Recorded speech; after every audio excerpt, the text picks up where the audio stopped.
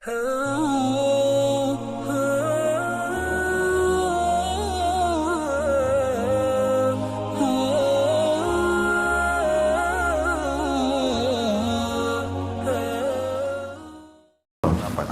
sekarang tumit antum buka.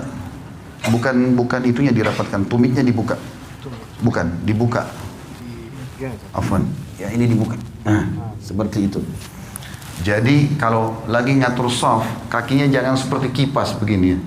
Tetapi ini tumitnya dibuka dan ukurannya ukuran standar pundak ini ukuran standar ya. Maka telapak kaki antum buka seukuran itu saja. Tidak usah masuk ke shaf orang di sebelah. Ya.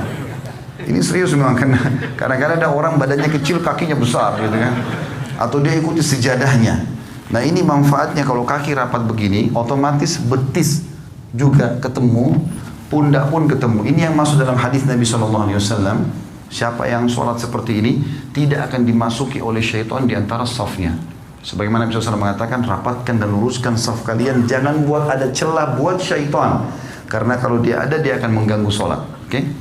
Sekarang antum balik ke sana, balik ke teman-teman supaya dilihat tata cara sholatnya. Coba takbir Allahu Akbar seperti yang kita sudah pelajari. Ya, ininya dihadapkan ke depan, ini rapat ya. Ini jarak kurang lebih 1 jengkal dari sini. Tidak usah dikakukan tangannya. Coba, ya, ininya juga sejajar sama ini atau sejajar sama kuping. Ini nggak usah ikut pundaknya, tangannya aja. Ya, antum nggak usah takut, saya tidak hukum. Coba dilenturkan saja, lihat saya, dilenturkan saja tangannya. Nggak usah kaku. Ini semuanya ke depan dan rapat. Sejajar dengan pundak atau sejajar sama kuping, ya.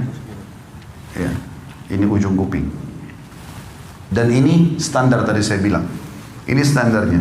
Takbir, kalau mau ruku juga Allahu Akbar, ya. Kalau mau sujud juga sama nanti. Sudah? Sekarang letakkan di dada pada saat takbir, ya, di ulu hati saja.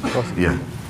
Ini cara yang pertama adalah punggung kanan ketemu sama punggung kiri. Kemudian cara yang kedua, pergelangan kanan memegang pergelangan kiri, digenggam. Genggam begini. Ya, seperti ini betul. Ini digenggam. Ini cara yang kedua. Ini biasa saja, antum biasa saja. Ini pundak jangan ikut ya. Jadi tangan kita saja. Pundak tetap biasa. Allahu Akbar seperti ini. Atau Allahu Akbar ini lebih jauh sedikit. Ya. Ya, pundak tidak usah ikut. Ini saja. Baik, sekarang ruku coba. Afwan, tinggal butuh 1 orang. Jazakumullah khair. Yang duanya sudah, supaya agak lenggang. Antum balik ke sebelah sana sekarang. Coba ruku. Sekarang ruku. Allahu Akbar. Dari awal, dari antum seperti normal lagi sholat, tangannya di sana. Antum takbir. Allahu Akbar. Mata ke tempat sujud. Ya, ini digenggam lututnya. Ini masih melengkung. Ya. Baik. Ini caranya. Antum turun. Dadanya dinaikin. Kepalanya lurus ke depan, kepala lurus lagi, ya, ya seperti ini. Sekarang ini dipertahankan ya. Oke, coba lihat saya. Kalau saya sebentar Afwan, kalau miring dibilangin ya. Kalau saya di rumah saya praktikin pakai cermin, lalu saya praktikin ruku itu. Allahu Akbar, ini saya genggam, kemudian ini saya tahan begini. Rata nggak? Ya, seperti ini. Ini terasa paha di belakang ketarik, ya. Kepala juga ke depan. Ini disunnahkan Nabi SAW. Kalau antum pakai cara seperti ini, mau sejam pun rukuknya nggak masalah. Jangan turun, jangan juga naik begitu. Ya. Seperti ini dan perhatikan siku ini jauh dari tulang rusuk, ya. Dan ini ditekan, ini kita tekan ke dalam. Saya sekarang tekan ke dalam dan paha saya ketarik. Coba, fadhal. Ya, ruku Allahu Akbar. Wow. Ya, ini sudah mulai. Tinggal kepala antum, tidak usah lihat ke beliau. Dagunya turun lagi, ya, gitu. Oke, ini masih naik lagi, jangan naik. Nah, gitu. Nggak usah lihat orang, lihat tempat sujud. Oke, baik. Kurang lebih seperti itu ya. Nah, cara praktikin ini penting karena Nabi SAW ruku seperti ini. Dan beliau dikatakan kalau taruh bejana tidak tumpah, ya. Sama dengan kalau bangun juga begitu dari ruku. Kembali ke awal. Begitu bangun dari ruku, Allahu Akbar, kita bangun, Sami Allahu liman hamidah. Mata jangan kemana-mana, tetap bersujud. Ini tadi bisa dua cara, bisa seperti ini atau diletakkan di sini ya. Ada yang belum kita pelajari tentang masalah sujud, tapi saya akan praktekin sekarang. Sudah, jazakallah khair. Kalau mau ikut sama anak sebentar bisa. Sujud ini ada dua cara. Bisa turun lutut dulu, baru telapak tangan. Atau telapak tangan dulu, baru lutut. Dua-duanya bisa. Karena itu khilaf di antara ulama. Ibnu Qayyim rahimahullah memasukkan antara salah satunya boleh.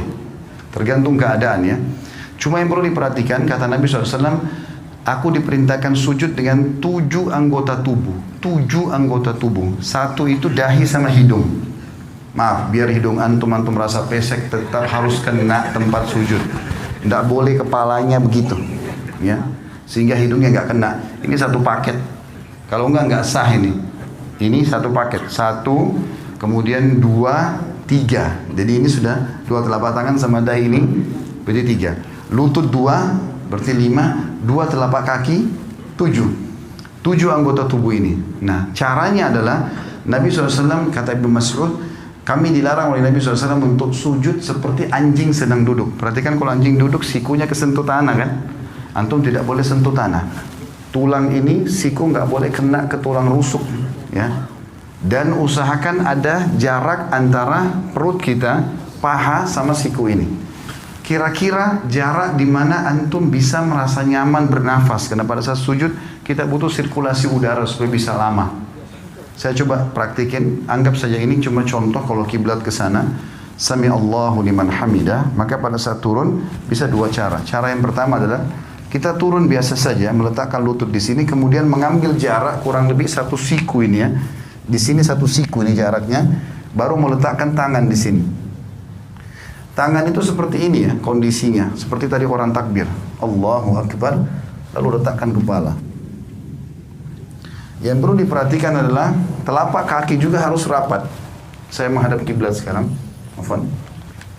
Pada saat turun ini, kemudian letakkan jarak seperti ini, baru Allahu Akbar. Jangan begini ya, terlalu dekat sehingga tidak bisa bernafas, atau ada juga orang terlalu jauh.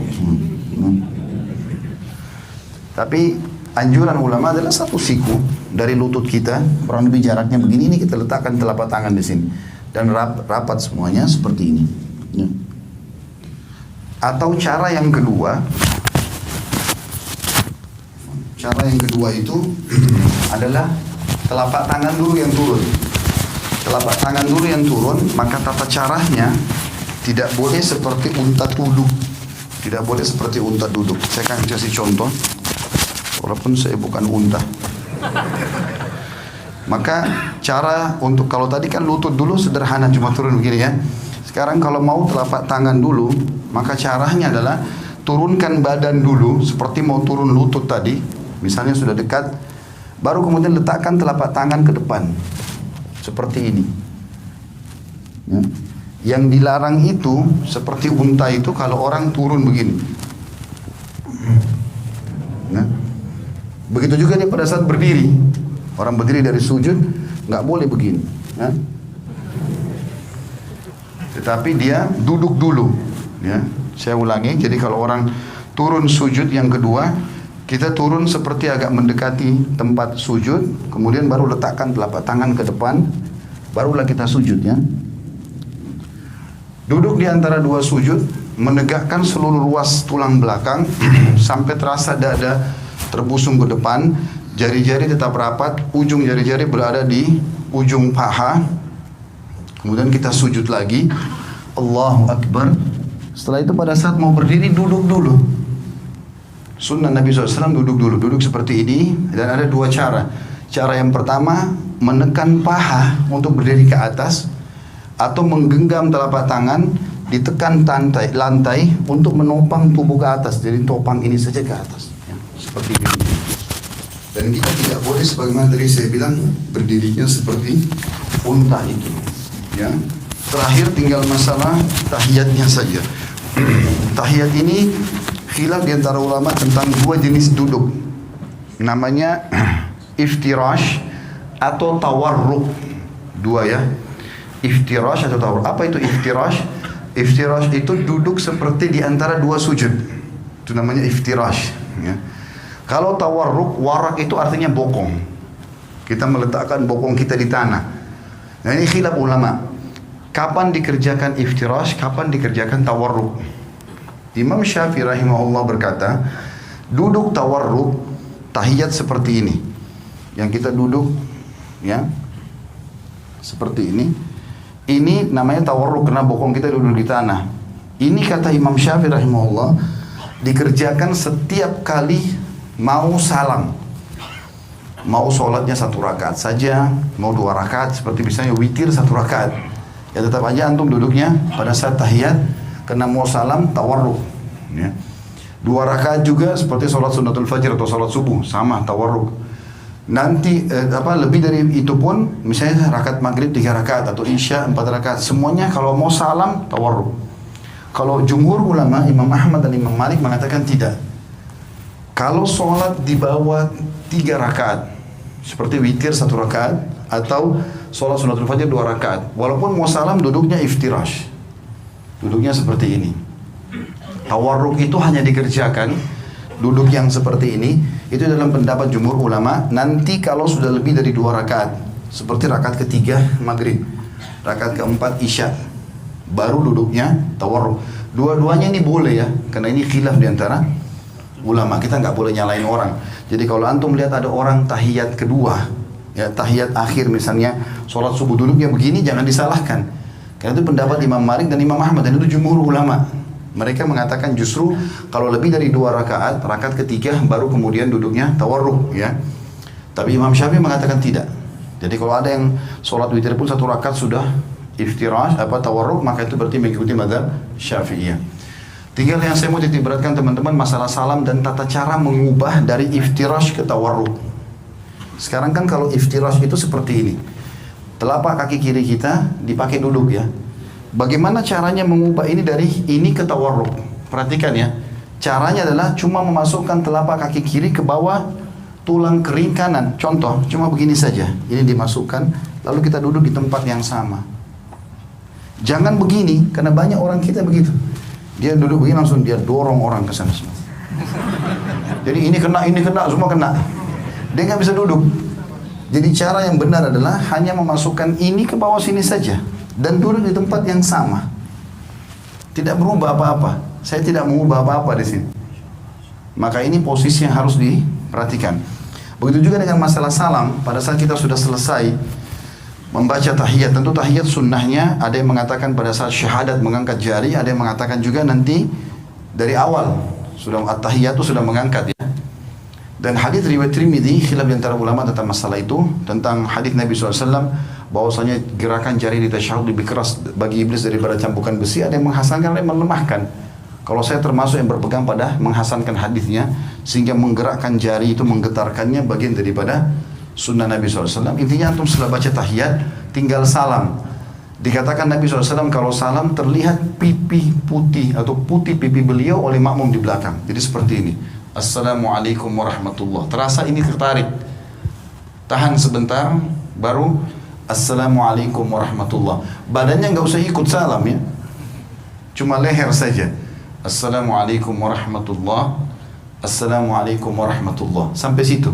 Mengusap wajah nggak ada dalam syariat. Jadi cukup situ berarti sudah selesai sholatnya. Allahu a'lam. Ini tata cara.